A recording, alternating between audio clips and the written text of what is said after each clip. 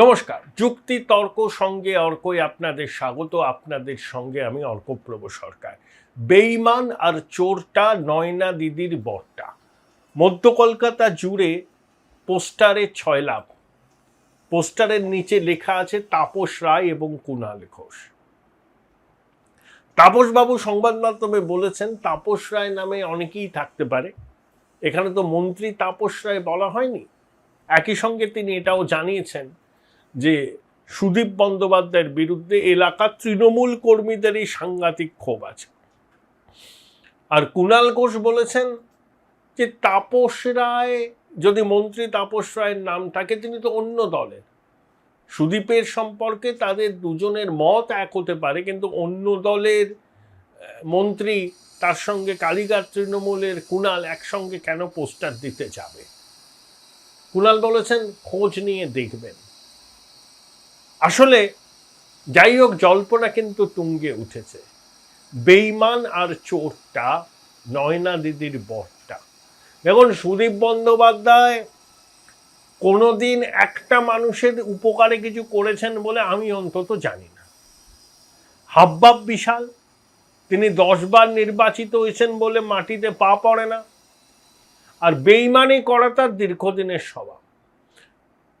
আপনারা যদি মিজোরামের অ্যাডভোকেট জেনারেল বিশ্বজিৎ দেবকে চেনেন, দয়া করে বিশ্বজিৎ দেবের সাথে একবার কথা বলে নেবেন। কোন পর্যায়ের বেঈমানি একজন ভদ্রলোকের বিরুদ্ধে করা যেতে পারে, আপনাদের নিখুঁত তার বিশ্লেষণ করে দেবেন বিশ্বজিৎ বাবু। দুর্দিনের সঙ্গে ছিলেন সুদীপের। সময় একটু ফিরতেই সবার আগে বিশ্বজিৎ বাবুর পিছনে হাত ধুয়ে পড়েছিলেন এই সুদীপ বন্দ্যোপাধ্যায়। হাবভাবখানা বিশাল। যাই হোক, এটা বাংলার রাজনীতিতে তাপস রায় এবং কুণাল ঘোষ, এই দুটো নামের পোস্টার এবং ছন্দ মিলিয়ে লেখা উত্তেজনা তৈরি করেছে। রাজনীতিতে হয়, যখন এনসিপিআই এর অনেকে বিজেপিতে মিশে যাবে বলে গুঞ্জন উঠছে। সুদীপ তো বিজেপির দিকে পা বাড়িয়েছিল, আজকে নয়, সেই 2003-04 মন্ত্রী হতে চেয়েছিল। আদবানিজি, এই অটলজির অফিস থেকে ফোন পর্যন্ত চলে আসে, মমতা জানতেন না। তো মমতা জেনে সুদীপের মন্ত্রী আবার খাঁচিয়ে দেন। সুদীপ তখন দল ছেড়ে জোড়া মোমবাতি চিহ্ন নিয়ে কলকাতা উত্তর পশ্চিমে দাঁড়িয়ে 80,000 ভোট পান এবং তৃণমূল বিজেপির প্রার্থী সুব্রত মুখোপাধ্যায় তখন মেয়র, হেরে যান। কলকাতা উত্তর পশ্চিমে মিন্টু শীল দাঁড়িয়েছিলেন এবং জিতেও ছিলেন। সেই ইতিহাস আমরা সবাই জানি। ওই সময় ক্যালকাটা বয়েজ লাগোয়া ফ্ল্যাটে সুদীপ বন্দ্যোপাধ্যায় প্রয়াত প্রবোধ মহাজন সুষমা স্বরাজকে কখনো মধ্যাহ্ন বোঝে কখনো নৈশ বোঝে ডেকে আমন্ত্রণ জানিয়ে ভালো মন্দ খাওয়াতেন, অর্থাৎ তেল দিতেন যাতে মন্ত্রিত্বটা জোটে। কিন্তু তখন তার কপালে শিকে ছেড়েনি, মমতা ব্যানার্জি আপত্তি করায়। যাই হোক, আজকে আমার প্রতিবেদনের বিষয় এটা নয়। বিষয় সম্পূর্ণ নিটনি আন্দোলন, সিজেপি এবং সোনাম ওয়াংচু, ধর্মেন্দ্র প্রধানের ইস্তফা এবং তার পরবর্তী ঘটনা। দেখুন, কাল সিজেপি 27 জুলাই ধর্মেন্দ্র প্রধান ইস্তফা দেওয়ার পরে দিল্লির কোনো হোটেলে পার্টি করেছে, নাচ গান করেছে। অনেকে কটাক্ষ ছুড়ে দিচ্ছেন, এটা কি কালচার সিজেপির? তখন সিজেপির পক্ষ থেকে বলা হয়েছে যে তরুণ প্রজন্মের আন্দোলনের ধরন, তাদের উচ্ছ্বাস প্রকাশের ধরন কাকু কাকিমা জেঠু জেঠিমারা বুঝবেন না, এইভাবেই নাকি আন্দোলন করে। এখন একটা প্রশ্ন আছে। দেখুন, প্রত্যেকটা রাজনৈতিক দল চালাতে গেলে টাকা পয়সা লাগে। তোলামূল ইলেকটোরাল বন্ড থেকে টাকা পেয়েছে, ডোনেশন পেয়েছে, বিজেপি সব থেকে বেশি পেয়েছে। অন্যান্য রাজনৈতিক দলও টাকা পায়, কারণ দল চালাতে গেলে টাকা লাগে। কিন্তু এই ককরোচ জনতা পার্টি 37 দিন ধরে অবস্থান বিক্ষোভ করলো। এদের পয়সার সূত্রটা কি? উৎস কোথায়? কারা এদের পিছনে আছে? এ কি ক্রাউড ফান্ডিং নাকি অন্য কোনো জায়গা থেকে অর্থ আসছে?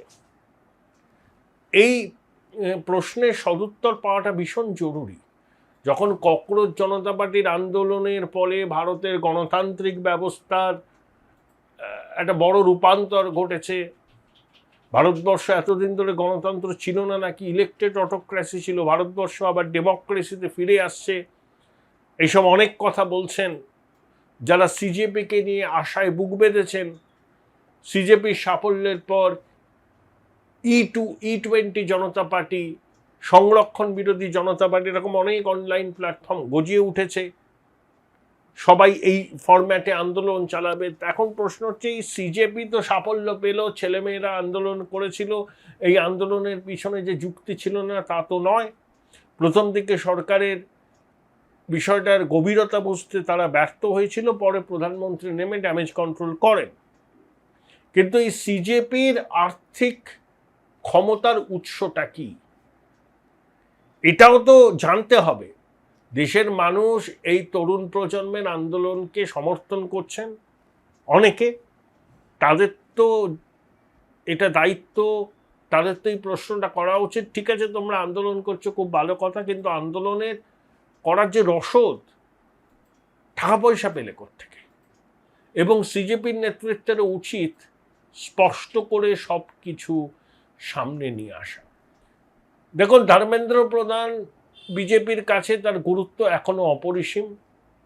যেভাবে 28শে জুলাই সংসদে তিনি প্রবেশ করে গাড়ি থেকে নামা মাত্র তাকে যেভাবে মধুবনী পাগড়ি এবং উত্তরীয় পরিয়ে এনডিএ সাংসদরা সাদরে সম্ভাষণ জানান এবং ধর্মেন্দ্র প্রধান জিন্দাবাদ স্লোগান ওঠে, এবং অমিত শাহ ধর্মেন্দ্র প্রধানের পদত্যাগের দিন তার বাড়িতে চলে গেছিলেন প্রায় মধ্যরাতে, ধর্মেন্দ্র প্রধানের অবদান সম্পর্কে দীর্ঘ পোস্ট করেন। তিনি মোদিজি অমিত শাহের প্রত্যন্ত আস্থাভাজন। অতএব ধর্মেন্দ্র প্রধানের সঙ্গে এনডি এবং বিজেপি যে আছে, সংসদে তাকে উষ্ণ বরণ করার মধ্যে দিয়ে এই বার্তাটা দিয়ে দেওয়া হয়েছে। অর্থাৎ যারা ভাবছেন যে মোদি সরকারের শেষের শুরু, অতটা আশাবাদী হবেন না। এখনো গঙ্গা যমুনা দিয়ে অনেক জল বয়ে যাওয়া বাকি আছে। প্রথম কথা দেখুন,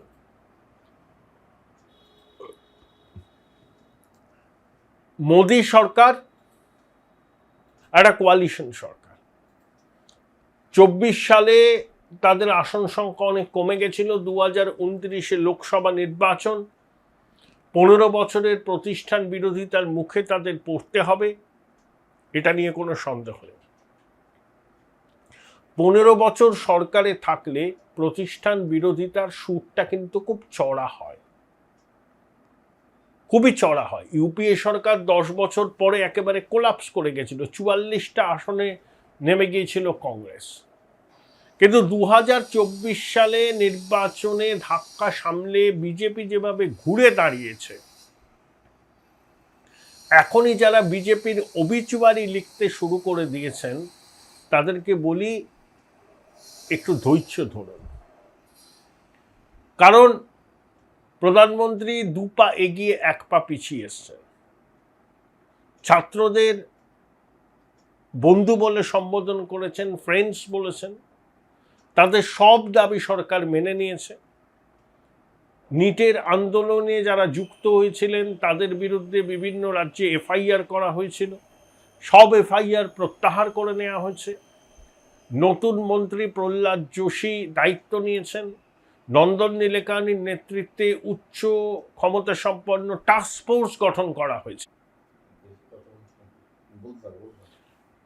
উচ্চ ক্ষমতা সম্পন্ন টাস্ক ফোর্স গঠন করা হয়েছে। অর্থাৎ মোদিজি বুঝতে পেরেছিলেন যে তরুণ প্রজন্মের এভাবে রাস্তায় নামা, সেটা একটা অশনি সংকেত। একে রামকোষে চুরি হয়ে গেছে, সনাতনী মনে আঘাত লেগেছে, বদ্রীনাথ নিয়ে অভিযোগ উঠছে, শতবর্ষের সাধনা রাম মন্দির স্থাপনা, মর্যাদা পুরুষোত্তমের রামচন্দ্রের এই মন্দির গিরে সনাতনী আবেগ তুঙ্গে, সেখানে যদি রামকোষে চুরি হয় তার একটা তো অভিঘাত পড়বে। এবং একই সঙ্গে 15 বছরের প্রতিষ্ঠান বিরোধিতা, জেন জি সমর্থন যদি বিজেপি লুজ করে, ক্ষমতায় ফেরা তাদের কাছে অসম্ভব, সেটা মোদিজি জানেন। সঙ্গ জানেন, সেই জন্য কিন্তু সব দাবি মেনে নেওয়া হলো জেএনজির, এবং ভবিষ্যতে তাদের সঙ্গে আলাপ আলোচনার রাস্তাও খোলা থাকবে, সবসময় মত বিনিময় হবে। দেখুন, প্রথমে জেএনজির আন্দোলনকে কংগ্রেস বলেছিল আইবি প্ল্যান্টেড, আপ আবার বলল কংগ্রেসের সঙ্গে বিজেপির সেটিং আছে, কংগ্রেস আবার বলল, বিজেপিও বলেছিল এরা হচ্ছে আপের প্রক্সি, ইত্যাদি ইত্যাদি। এখন বিরুদ্ধ মত থাকবেই, গণতন্ত্রে বিরুদ্ধ মতের ব্যাপারটা থাকে, সমস্ত ডিসেন্টিং ভয়েসকে সরকারকে শুনতে হবে, শুধু চিয়ার লিডারদের কথা শুনলে তো চলবে না, এই বাস্তবটাকে বুঝতে হবে। দেরিতে হলেও মোদী সরকার বুঝেছে। প্রথম দিকে তারা ককরোচ জনতা পার্টির আন্দোলনকে কোনো গুরুত্ব দিতেই চায়নি, কিন্তু সোনাম ওয়াংচুর অনশন, তারপরে আন্দোলনের তীব্রতা বৃদ্ধি তাদেরকে কিন্তু কোর্স কারেকশন করতে বাধ্য করেছে। এবং মোদিজি জানেন 2027 উত্তরপ্রদেশের নির্বাচনটা তার কাছে অ্যাসিড টেস্ট। যদি উত্তরপ্রদেশে তৃতীয়বার বিজেপির সরকার প্রতিষ্ঠিত হয়, তাহলে তৃতীয়বারের জন্য, মানে 15 বছর পরেও দিল্লির মসনদে আসীন হওয়া তার পক্ষে সহজ হবে। তাই তিনি 2 পা এগিয়ে 1 পা পিছিয়েছেন। যারা এই মুহূর্তে মোদী সরকারের অবিচুয়ারি লিখছেন, তাদেরকে বলি এখনো অনেক খেলা বাকি আছে, অনেক পথ আপনাদের পেরোতে হবে। এই আন্দোলনটা তরুণ প্রজন্মের আন্দোলন। কংগ্রেস, সমাজবাদী পার্টি এই আন্দোলনে রাজনৈতিক রুটি সেঁকতে চেয়েছিল। প্রথমে তো কংগ্রেস সেভাবে আসেনি, নানা রকম সংশয় প্রকাশ করেছিল সিজেপি সম্পর্কে। যখন দেখলো এই আন্দোলনে সাধারণ মানুষ যুক্ত হচ্ছেন, তখন তারা এই আন্দোলনে শরিক হতে চেয়ে রাজনীতির রুটি সেঁকতে চাইল। অতএব এই আন্দোলনটা বিরোধী রাজনৈতিক দলের জয় নয়, এটা স্বতঃস্ফূর্ত একটা মুভমেন্টের জয়। কারণ আন্দোলনকারীদের দাবিগুলো কিন্তু অনেকটাই যথার্থ। কারণ ভারতবর্ষে জানেন 10 লক্ষ স্কুলে শিক্ষক নেই, প্রায় 1 লক্ষ স্কুলে মহিলাদের টয়লেট নেই, অনেক স্কুলে ড্রিঙ্কিং ওয়াটারের সমস্যা আছে। নিয়মিত পরীক্ষা হোক, স্বচ্ছ পরীক্ষা হোক এবং স্বচ্ছ নিয়োগ হোক। আমি মহাকাশে রকেট পাঠাচ্ছি, ডেমোগ্রাফিক ডিভিডেন্ড অবশ্যই, কিন্তু ডেমোগ্রাফিক ক্রাইসিসটাও মোদী সরকারকে বুঝতে হবে। কেন্দ্রে বা রাজ্যের কোন মন্ত্রী তাদের ছেলেমেয়েরা খুব সরকারি মাধ্যমে পড়াশোনা করেন? হয় তারা এলিট প্রাইভেট ইনস্টিটিউশন, নইলে বাইরের ইনস্টিটিউটে পড়াশোনা করেন। এই ক্রাইসিসটা বুঝতে গেলে রাস্তায় নেমে বাচ্চাদের সঙ্গে কথা বলতে হবে। শুধু গজদন্ত মিনারে বসে কোনো ডিসেন্টিং ভয়েসকে গুরুত্ব দেব না, আরবান নকশাল বলবো, টুকরে টুকরে গ্যাং বলবো, দেশবিরোধী শক্তি বলবো। আমার মনে হয় সরকারেরও কোর্স কারেকশন করতে হবে, ডিসেন্টিং ভয়েস শুনতে হবে। চিয়ার লিডারদের কথা শুনলে পরে সরকারের সমস্যা বাড়বে। মোদিজি এটা অনুধাবন করেছেন, অনুধাবন করেই ইনস্টায় ভিডিও পোস্ট করে বার্তাটা দিয়েছেন, এবং কোর্স কারেকশনের সব রকম চেষ্টা তিনি করছেন, এবং এর ফলও মিলবে। কারণ এখনো পর্যন্ত প্রধানমন্ত্রী হিসাবে নরেন্দ্র মোদীর যে অ্যাপ্রুভাল রেটিং দেশের মানুষের কাছে, রাহুল গান্ধী তার থেকে কয়েক যোজন পিছিয়ে। রাহুলকে দেশের অধিকাংশ মানুষ পিটার প্যান বলেই মনে করেন, who retains youthful nature throughout this life. Rahul গান্ধীর হাতে দেশ যে সুরক্ষিত নয়, এটা দেশের অধিকাংশ মানুষ মনে করেন। তাই বিকল্প কোনো নেতৃত্ব নেই বিরোধীদের যারা নরেন্দ্র মোদীর ব্যক্তিগত জনপ্রিয়তাকে চ্যালেঞ্জ করতে পারে।